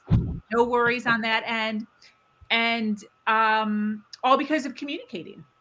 Yep. You know, communicating that extra little, realizing that, right? Feeling like, why is this happening? Why do I not? What is the reason? Well, the reason why is because I freaking just gained 20 pounds in my stomach area. So, you know, how do we get over that problem? Well, do it before the 20 pounds was added in, and then we got a solution. So figuring that out. That's good. That's good. I think too, I'm like you, forget it after dinner, man. Food coma, no, I'm bloated, knock it off, get away. But honestly, I think it's, again, coming back to, I'm sounding like a broken record on this panel, but it's coming back to expectations. You know, we go out for a date, we go out to dinner, we come back, and, you know, just like you said, Erica, it's like only at night. And I think there's this lack of authenticity. So I always tell my couples, you know, have your couch time, connect on an intimate level, and then guess what? The sex kind of just flows, and you will find that time, whether it's just a little make out, or, you know, when you really feel heard by someone and you feel that they get you, man, your sex level just, you know, just increased. All those hormones, all that just went up, you know, tenfold. So don't even set it up for our question. Don't even set it up like we're going to have sex. Let's just sit down and have a talk, and let's see if we're both feeling authentically that it's going to go there without the expectation of it having to go there. And I think we do that a lot as couples, as we need to have it once a week, twice a week. We need to do this. I even tell my couples, you know what, let's go ahead and schedule it. You say this weekend at some point, this is what we're going to do. So we don't have during the week when we're exhausted, that expectation of, I've got to perform when I don't feel like it, because it's not going to be as good anyway, right? You don't want to be like, oh God, let's get it over with. I got to sleep. I got to take my makeup off, you know, put my mask on. So, you know, too much pressure. People, stop it. I know, we put so much pressure on ourselves.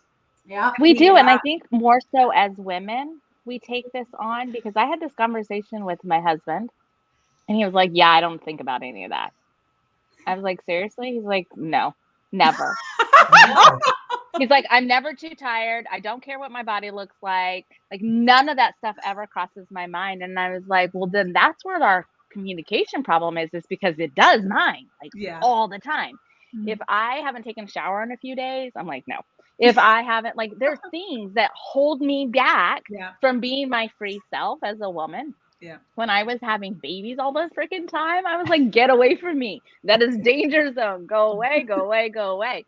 Yeah. Right. And so that open communication is so essential, and to realize that we don't really think the same at all. And so even if you're in a same-sex partnership, somebody comes with a feminine energy, some comes with a male energy, and it's the male energy. It's not a man, it's that male energy of that's what I feel and that's the thought process. And so we've got to discuss it, because we've got to bring those two energies together so that they align, so they're not fighting each other. Right. And so that really does fall on us a lot of times as women, because we kind of have the energies that are like mixed up.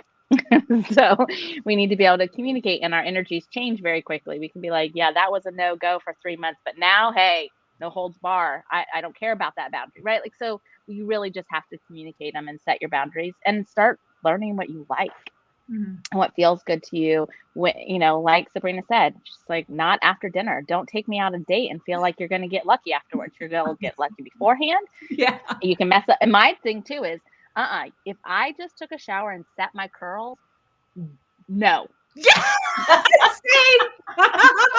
Don't touch.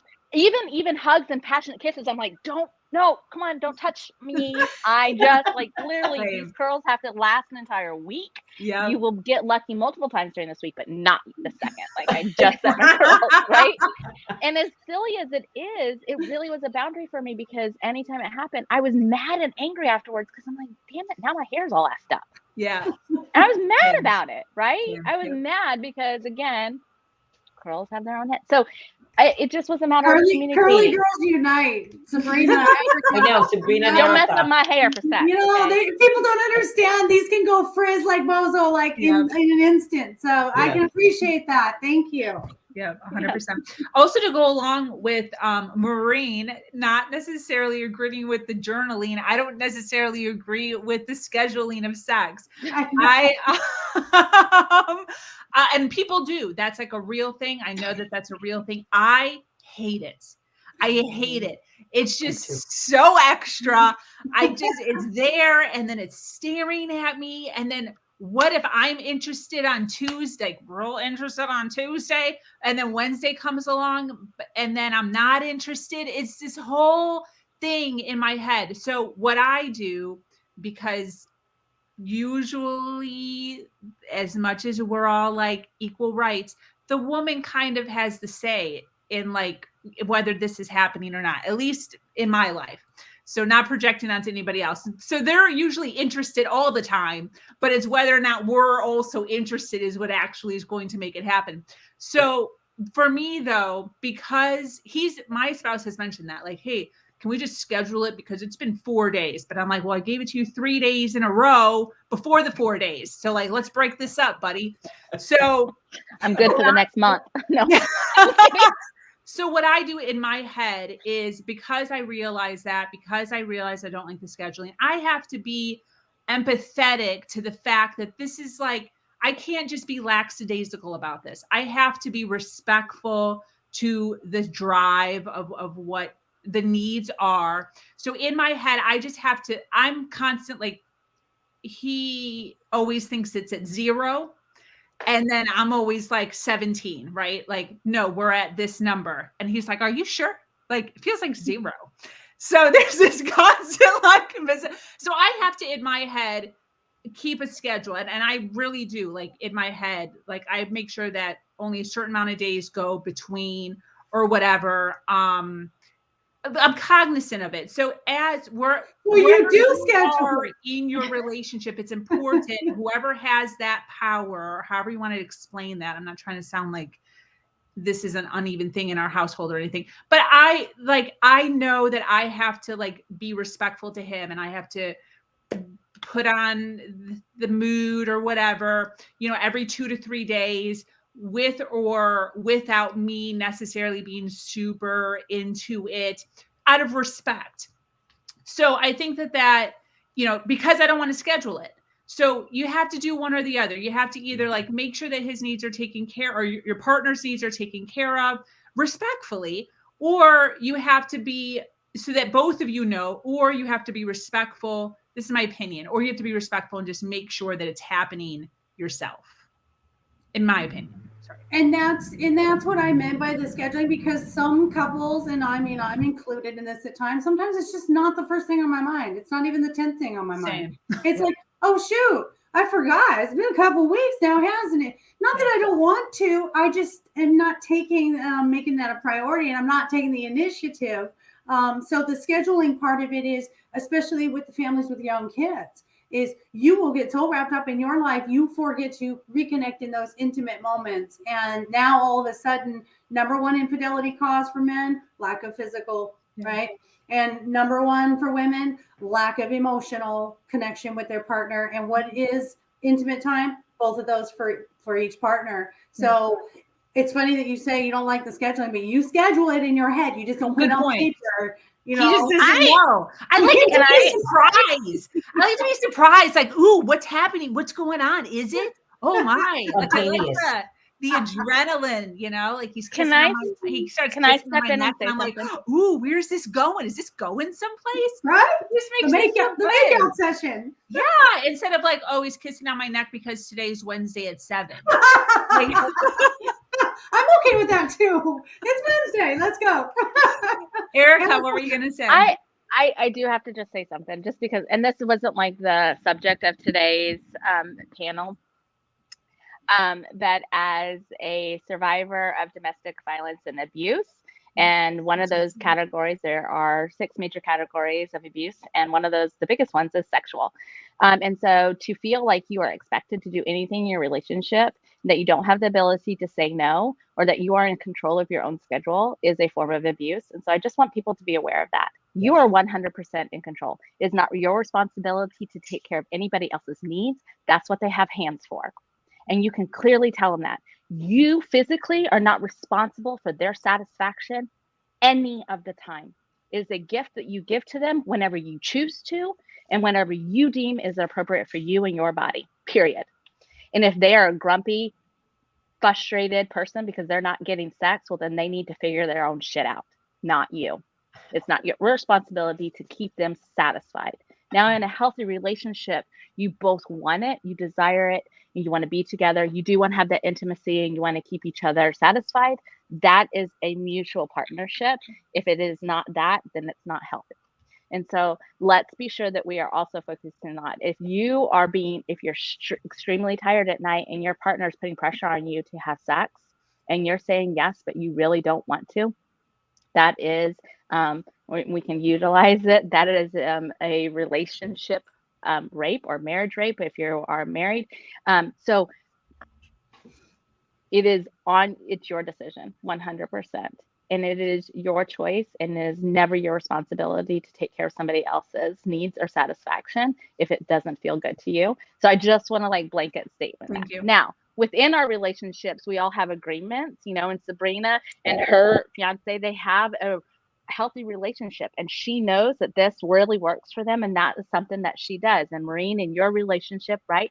In my relationship, I went through a period of time where I was reliving my trauma, and it was years later. And so because sex was a really big of it, my husband wasn't allowed to touch me. And there was months, and I'm like, you have to understand. And if you don't understand, then you got a hand. I'm not leaving you, but I can't give you this part of my body right now because it's really, really difficult for me. Yeah. And I also can't feel like it's an obligation, because then I feel like I'm back in that same situation, right? So again, it goes back to that open communication.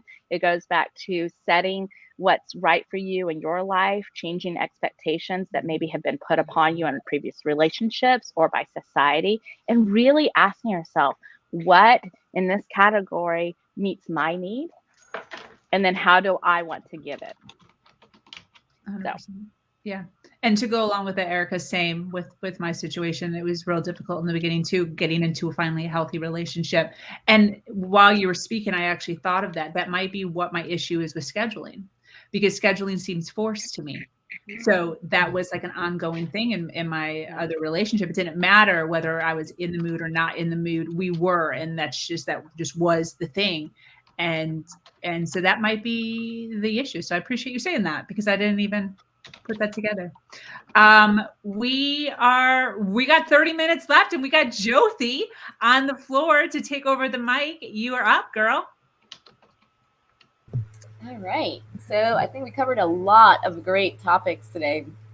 I'm going to piggyback off of all the topics discussed and see what we can give to our audience in how I think of things. So if you only had 5 minutes for your morning routine, or you just had that 5 minutes every hour, and to build a routine or some sort of ritual that you can carry through the rest of your day, what would that be for all of you ladies? And as part B to that question, have you been able to, everything that you've been learning, teaching, coaching, are you able, how have you been able to kind of bring all of that together in like bits and chunks, for those of us that are busy, that might not have a whole lot of time, or energy, to incorporate something new.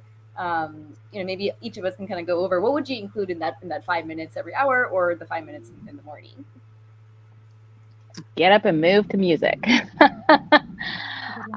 That was mine, music, incorporating it more into my life because I realized it had been stolen and taken away. And so music and moving my body, like you said, Josie, it's proven. You need to get up, change your environment, change your dynamic, change the physicality of your body, and it changes your mindset. And it can easily shift anytime, from morning to 5 minutes, in the middle of your day, to, well, that was a really shitty conversation that I was very uncomfortable having. Okay, go move my body. Or even, delivering bad news. It kind of seems like, well, that doesn't seem appropriate to like deliver bad news and then get up and start dancing like you're partying. However, it changes your mindset, and it immediately doesn't allow you to stay in this area over here. So that was mine. Get up and move and turn on music. For me, whenever I have like a minute, I like to breathe. And like, we're all breathing all day long, right? But sometimes you feel like you're breathing more in than out, and your shoulders go up to your ears, and and you sort of lose your day. And I found I'm a former workaholic. I used to work 80 to 100 hours a week, and not take any breaks. Like, I would be dancing in my seat because I had a pee and I didn't want to get up and break the work cycle. And what I learned early was that if I could just take 1 minute to consciously breathe, and there's a breathing exercise called square breathing or box breathing, where you breathe, you choose a number of seconds. You breathe in, you hold, you breathe out, you hold again, right, for the same amount of seconds. So my favorite is 5, because I love double numbers. And if I do that for 5 seconds, I do it for 55 seconds. And I've got like a round number and double numbers. And for me, I like the counting. I like the stopping everything else. I like my eyes to be closed. And it's only 1 minute, and it's a complete reset. So if I can have a minute or 5 minutes, there are a ton of breathing exercises, or just a couple of minutes to sort of reset in between, it's that conscious breathing, just that stopping everything else and only focusing on breathing. I love it. My favorite thing is nature. So my backyard, I'm out there probably 85% of my day, and I've created this beautiful space where it's where I love to be. It literally is the room I live in, which is outside. So for me, that 5 minutes is I go barefoot in the grass, and I just stand there, close my eyes, my hands out, feel the sun, listen to the birds. It's that kind of reset we talked about earlier. And it's also just being grounded, as well as being open to receiving whatever, sort of being that conduit of clarity and clearing out. And especially between clients and coaching, when, you've got to clear one energy and then bring in another one. It's good for me to let anything out that's negative, to be able to just be refreshed in between. But I think nature, walks, I think oceans, I think those in Florida who are so lucky to have oceans. For me, it's all about nature, animals, birds, anything that gets you outside, feeling the breeze, all the elements, the wind, the rain, the water, the ground. So yeah. Nature. And I think Maureen, actually being outside with bare feet on the ground is such a great grounding exercise, because you literally feel the earth, and the energy of the earth into the soles of your feet, while you feel the sun coming down your head. So it's such a great balancing and grounding exercise. That's great. And I always seem to get the most inspiration and messages because, so I'm also a medium. So, I'll get these messages for people when I do that before we have sessions. And it's amazing how clear I am when I'm doing that. It's almost as if it's just washing away anything between me and spirit to just sort of, here it is, I'm ready for it. And I'll say that I'm open, I'm receptive, bring whatever I need right now today. So I'm going to be showing my millennialism with this answer. I am an elder millennial. I'm literally the year of 1982. So I was like, no. But and for real, this is a cliche. I'm freaking also getting messages just like Maureen, but my messages are from TikTok. So the TikTok has my algorithm, and my TikTok is filled with motivational women, just beautiful, powerful, elegant, verbally brilliant females who just shower me with just gorgeous messages. Whenever I'm just in a funk, I'm in a writer's block, I've just done too many Zoom calls, and everything is just like, I just need to take a break. I open up my TikTok, I stand up, I always stand up, walk around a little bit, watch maybe, I don't know, 5-10 gorgeous TikToks of messages that tell me that I'm awesome and I'm powerful and I can do all of the things. And then I set it down and I get back to work. That's what I do. Love it. Love it. Affirmations through social media. That's okay, millennial. If you're using it for good, I'm all about it. Yep. Anybody else? I actually I wanted to go back to the previous question really quick. There's a program that I tried called Marriage Fitness, by Mort Fortel. It's an amazing program. It kind of ties into what we're talking about as well, creating routines and rituals. And it talks about the importance of connection in human beings in general. And, they talk about how when you first connect with someone, whether it's a friend, spouse, whomever, someone you're dating, you might not need a romantic interest in that person, but everything starts with a feeling of connection. Because if you don't feel connected to someone, then you're probably not going to really engage with them, to a large degree. And what they say happens in any sort of relationship is you have to keep that connection going on a daily basis. Not on, well, I'm already with this person. They already know I love them. I know they love me. So we tend to kind of, disengage a bit, or like, okay, well, we don't have to spend so much time connecting with that person because we're already connected. And how that ties into what we're talking about today is they talk about, throughout the day, you have to maintain that connection with whomever is close to you in your life, especially your romantic partner if you have one. So get up in the morning, and the way they tell you to do that is just in bits and pieces. You don't need to spend a half an hour cuddling with that person or even be physically in the same room. Send a text message like every couple hours throughout the day if you're not in the same vicinity as a person, or just pick up the phone and just call for like 30 seconds. In fact, they say don't make it more than 30 seconds. You're not trying to chit chat or talk about how your day is. And you're just like, hey, this really exciting thing happened, or hey, did you hear the news? Blah blah blah, or hey, look, it's a great day outside, and then bye.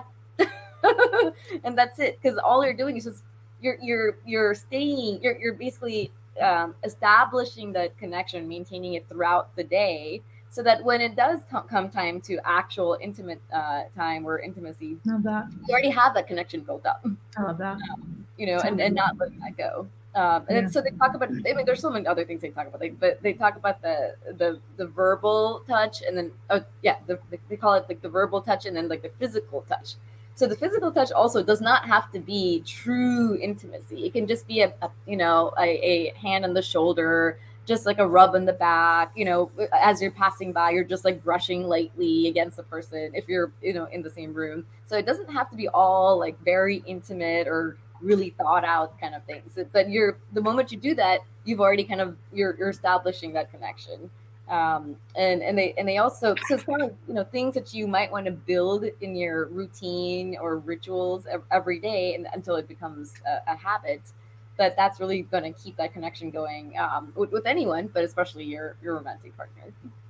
Absolutely. I love that. I've heard once that a relationship should be like an EKG chart. So, the beats that go up and then you come back and you're up and then you come back. So, your relationship should look like that even steady flow EKG graph where, you're not always going to be attached at the hip like this, but you're going to go here and come back, and just having those moments of reconnection is really what keeps any relationship strong. Like you said, whether romantic, family, friendship, it's putting that time in to make sure that you are connecting and that you just take that tiny little moment to say, hey, I care about you, or how's your day going, or was thinking about you.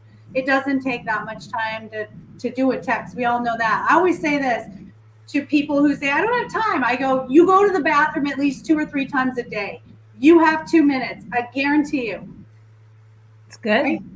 That's good. 100%. This is actually bringing up another topic for a panel. Yes. For a panel. Yeah, like 5 love languages or romance or sex.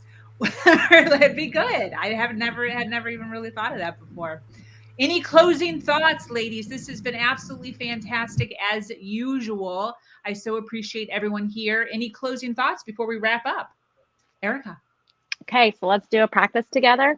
I do this with my children. I make them not make them, but I end their day with them. So I lay down with each, and they're all young girls. So I really hope that this helps them. But we do our I am statements. And so this is how it goes. I am strong. I am brave. I am kind. I am smart. I am helpful. I'm beautiful. I'm courageous. I'm creative. And whatever your words are, you keep on going.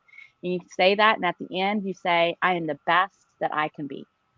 I love that. And if you just do that every single day, whether you start your day that way or you end that day well with it, your mindset will change. Because again, it's I am statements, and your body and your mind and the universe has no other option but to make those true. And they are true. You are strong, you are brave, you're courageous, you are all those things.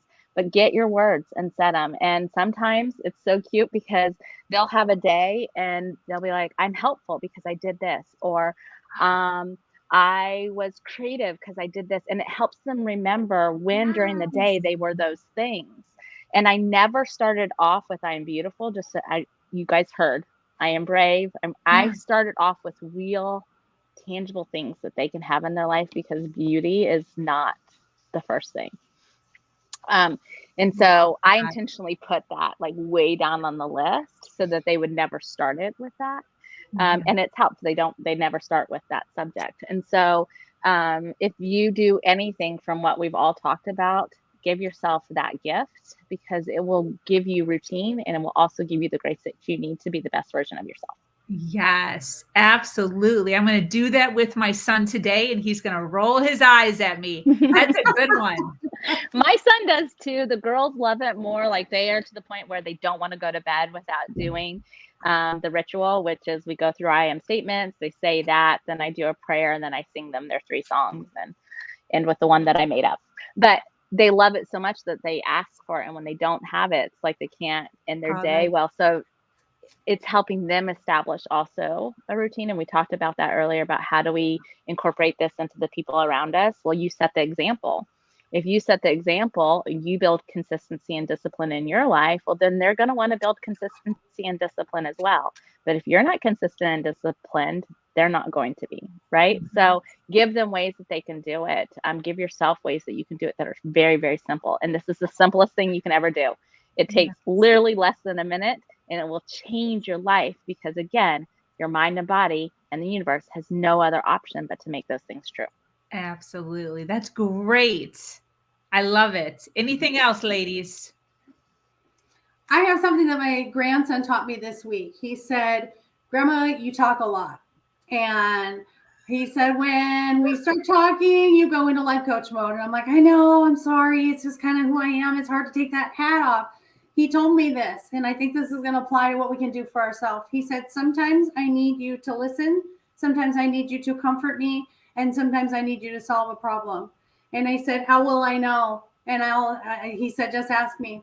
So I think this applies to ourselves as well. Are we listening to ourselves? Do we need rest? Lauren, when your body doesn't feel good, mind and body. Let's just listen to ourselves. Do we have compassion for ourselves today? Are we getting hard on ourselves today? Are we doing negative self-talk? Do we need to vent? Journal. Go ahead, journal. I'm going to post-it note, jot down. If you just have to get it out, scream at the top of your lungs, whatever, venting. Is there a problem to be solved? Then you sit down and you say to yourself, what am I learning here? What is this teaching me? So I think to end it from my 14-year-old, believe it or not, again, the youth are amazing today. Yeah. Is, are we listening? Are we venting? Or are we solving? Super self-aware right there. Jeez. Yeah. That's great. Anybody else? We still got people hanging on, listening. Lauren. Yeah, again, in watching these panels and being on these panels, I think sometimes the impression goes out that like we've got all our stuff figured out and we know how to do, right? I know, everybody shake your head, please, because we don't, right? And one of the big lessons for me, for my clients, for other coaches that I interact with is you can only do the best that you can do. And a friend of mine who's a coach gave me that a couple of years ago, and it has just stuck with me. You can only do the best that you can do. Being angry at yourself because you didn't do your routine or your rituals, or you didn't participate in the day that you wanted, the way that you wanted to. Okay, you can only do the best that you can do. Tomorrow is new. What went well today? What can you acknowledge yourself for? What can you celebrate that was great? And what does tomorrow look like for you? And don't carry what didn't work today into tomorrow and just assume that's the way things are. You get to reset every day. You get to reset every moment, and you have so much choice, and you don't have to do it alone. So whether you hire a coach, whether you get a friend to be your accountability person, or a partner, or your kids to say like, hey mom, did you do your 5-minute meditation today? Did you do your breathing today? Right? Don't feel like you have to do it all yourself. Don't feel like it's a failure and it's never going to work if you don't do it one day. Every day, every moment is a reset and an opportunity to choose. That's great. Awesome. Anybody else? That's a great point, Lauren. I actually learned a tip very similar to that, where, I mean, I actually was doing that myself. I thought I had to be super mom, super woman, super this, super that. I had to do everything. And then I really quickly realized, of course, I got burnt out. And then I realized, like, who am I doing all this for? Like why do I feel this need to be validated by people or society, or because they're not doing what I'm doing, and they'll never understand, what I'm actually doing because they're not in my shoes. So I quickly learned, I learned this tool. I forgot who came up with this, but it's like a quadrant where it's like the top quadrant, you put what you're really good at, and this is kind of like you can do this all day, any day, in your sleep, and you're like, this is what you're meant to do. And then there's another quadrant where you're really good at it, but you don't really like doing it, somebody else can actually do it. And then there's another quadrant where you're kind of okay at it, you can do it, but really it's not in your best interest to do that. And then there's like the I suck at it column or box, where you really shouldn't be the person doing this. And cooking is it's in my I suck at it column. I'm like, yeah, I can survive. I eat to survive. I am not a foodie by any means. And for the longest time, I had to cook and I had to do this and I had to do that. And then I realized my daughter, who came up when she turned 9, she loved cooking. So now she's like, and she really prides herself and like, I'm going to cook for the family. And like, you know what? You do that. Because and the stuff that she makes is like so much more amazing than what I could ever do. And provided that it's safe. So I think if you're a mom out there and you do have kids and you have a lot going on, or a dad or anyone really, like, don't feel like you have to be the one that's doing like everything in all those 4 quadrants. Especially the I suck at it column, because you're probably doing a disservice to your. I mean, now my kids are like, "Oh, we don't have any food." I'm like, "Okay, I'll make." And like, no. Anyone else make it? That's great. That's great. Can I do that with laundry, Jyoti? Can I say I suck at laundry and just like pass it on? I actually did do that. My husband takes it on now. Taught my kids how to do laundry. Like, I hate it. Yeah. Everybody in our house does their own laundry. I only do my laundry. That's it. But listen, this was fantastic. As usual, I so appreciate you ladies hanging out with us. For those of you that are still hanging on, watching live, we so appreciate you being here, supporting us, and we appreciate all the comments and the questions that came through. Thank you. It's about that time. This was her version. I hope you received some awesome tips on how to start your mornings. I know I did. If you have an amazing story to share, a struggle to triumph, I do podcasts singular here Tuesdays, Wednesdays, and Thursdays now. I am your host, Sabrina Victoria. For those of you that don't know, if you are new to this platform and you loved what you saw, make sure that you share and spread the word. This platform is to educate and inspire others. So do something awesome today. Much love.